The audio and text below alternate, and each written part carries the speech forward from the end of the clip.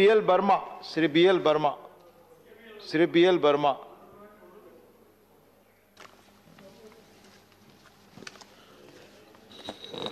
बहुत बहुत धन्यवाद सभापति महोदय। माननीय सभापति महोदय, आपने और मेरी पार्टी ने रेलवे की अनुदान मांगों पर समय दिया है, इसके लिए मैं आपका और अपनी पार्टी का बहुत बहुत आभार व्यक्त करता हूं। माननीय सभापति महोदय, सर्वप्रथम देश के यशस्वी प्रधानमंत्री आदरणीय मोदी जी, माननीय वित्त मंत्री जी और हमारे माननीय रेल मंत्री पीयूष गोयल जी का धन्यवाद ज्ञापन करता हूं कि जिन्होंने 2020-21 का बजट पेश किया है। महोदय, ये बजट इसलिए भी अत्यंत महत्वपूर्ण हो जाता है कि मोदी सरकार के दूसरे कार्यकाल का ये तीसरा बजट है और दुनिया में अन्य देशों की अपेक्षा भारत कोरोना जैसी वैश्विक बीमारी को मात देकर उसके बाद आर्थिक संकट की समस्या को देखते हुए जिस प्रकार से बजट पेश किया है, ये वास्तव में इसलिए बहुत महत्वपूर्ण बजट हो जाता है।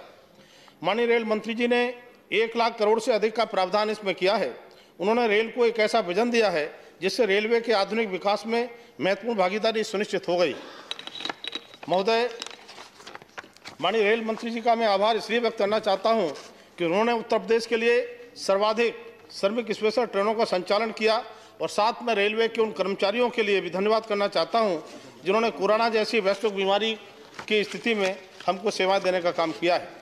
ये बजट सामाजिक आर्थिक दृष्टि से बहुत ही महत्वपूर्ण है और पिछले 5 वर्षों में खास बातों पर हम ध्यान देते हैं तो जैसे यात्री किराए में बढ़ोतरी का न होना, साफ सफाई, खान पान, हेल्पलाइन नंबर, प्लेटफार्म और स्टेशनों का पुनर्विकास शामिल है।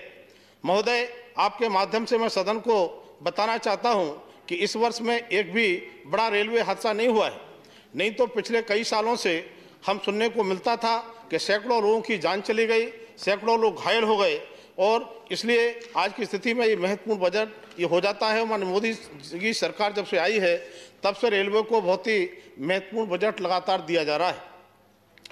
माननीय रेल मंत्रालय द्वारा लगभग 1000 रेलवे स्टेशन, 400 रेलवे भवनों पर जो सौर पैनल लगाए हैं, तो हमारी सरकार का मानना है कि सन 2030 तक Bharat net zero carbon emission railway वाला दुनिया का पहला देश होगा।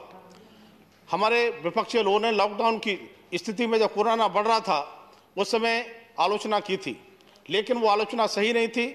उस समय रेलवे की अगर ट्रेनें चलाई जाती तो देश भर में कोरोना और ज़्यादा फैलता, लेकिन इसके बाद में भी कोरोना पीरियड में 2 करोड़ लोगों को रेलवे ने मुफ्त भोजन और पानी की बोतलों के वितरण के साथ प्रवासी मजदूरों के लिए रेलवे लगभग 4600 श्रमिक स्पेशल ट्रेनों की व्यवस्था की, जो वास्तव में रेलवे के प्रशंसनीय कार्य को दर्शाता है। हमने कोविड महामारी के दौरान भी मालवाहक ट्रेनों की गति को दोगुना करने का काम किया। कोविड से पहले की स्थिति मालगाड़ी की रफ्तार जो होती थी 22-23 किलोमीटर प्रति घंटा की होती थी, लेकिन हमारी सरकार ने इतनी बेहतर योजना बनाने का काम किया जो 22-23 की रफ्तार को 45 किलोमीटर प्रति घंटा की रफ्तार को करने का काम किया। रेलवे ने हर डिवीजन में बिजनेस डेवलपमेंट यूनिट खोली है और कस्टमर इज किंग को सामने दृष्टिगत रखते हुए ग्राहकों के पास जाकर सामान को रेलवे द्वारा परिवहन करने की व्यवस्था की है। महोदय, किसान रेल जिस तरह से चालू करने का माननीय प्रधानमंत्री जी ने जो साहसिक निर्णय लिया, ये उनकी दूरदर्शिता किसानों के प्रति गहरा लगाव दर्शाता है। किसान रेल के माध्यम से किसान अपना दूध, फल, सब्जी इत्यादि मछली सब खराब होने की स्थिति में होते थे, इनको उन उत्पादों को वहन होने से बेहतर बाजार उपलब्ध हो रहे हैं। आज अपने उन उत्पादों को हम कहीं भी ले जाकर के बेच सकते हैं। रेलवे ने अब तक 23 रूटों पर किसान ट्रेन सेवा को प्रचालित करने का काम किया है। जनवरी 2020 तक 34,000 टन से अधिक माल का वहन किसान रेल ने करके कुल 120 दौरे भी किए हैं। महोदय, मैं अपने गृह जनपद बदायूं, जहाँ का मेरा जो जनपद है, मैं याद दिलाना चाहता हूँ कि रेलवे संबंधित मांगों के लिए माननीय रेल मंत्री जी से मैं ध्यान आकर्षित करना चाहता हूँ।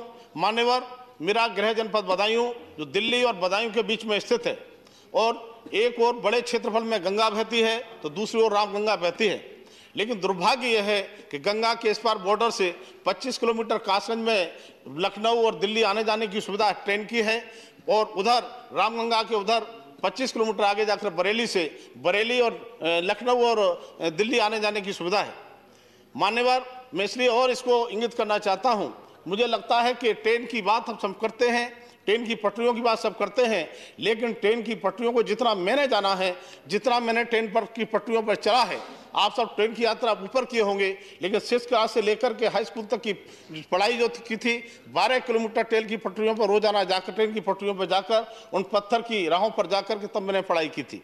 तो सम्मानित महोदय, मैं आपको याद दिलाना चाहता हूं कि गृह जनपद बदायूं जो बता रहा हूं, वो यहाँ की कृषि व्यवस्था जो अर्थव्यवस्था आधारित है, और यहाँ पर ज्यादातर लोग, माननीय वर्मा जी कंक्लूड करिए। ज्यादातर लोग कामकाज के लिए दिल्ली और लखनऊ आते जाते हैं, परंतु लखनऊ दिल्ली के लिए वो सीधी ट्रेन न होने के कारण परिवहन के अन्य संसाधनों पर निर्भर होना पड़ता है। इसलिए मैं मांग करता हूं मान्यवर कि बदायूं जिले की दिल्ली से लखनऊ सीधी ट्रेन से जोड़ा जाए।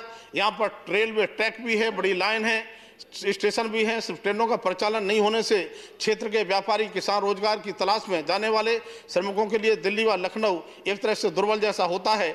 मैं ये निवेदन के साथ बदायूं की जनता को रेल के माध्यम से दिल्ली व लखनऊ से सीधे जोड़ने का मैं निवेदन करने आया हूं, तो दिल्ली वाया बदायूं होते हुए लखनऊ को सीधी ट्रेन चलाने के निवेदन के साथ विचार किया जाए। माननीय सावंत महोदय, आपके माध्यम से मैं सरकार से आग्रह करूंगा, उक्त मांग को प्राथमिकता के आधार पर पूरा किए जाने के साथ इसको सहयोग प्रदान करने का प्रयास करें।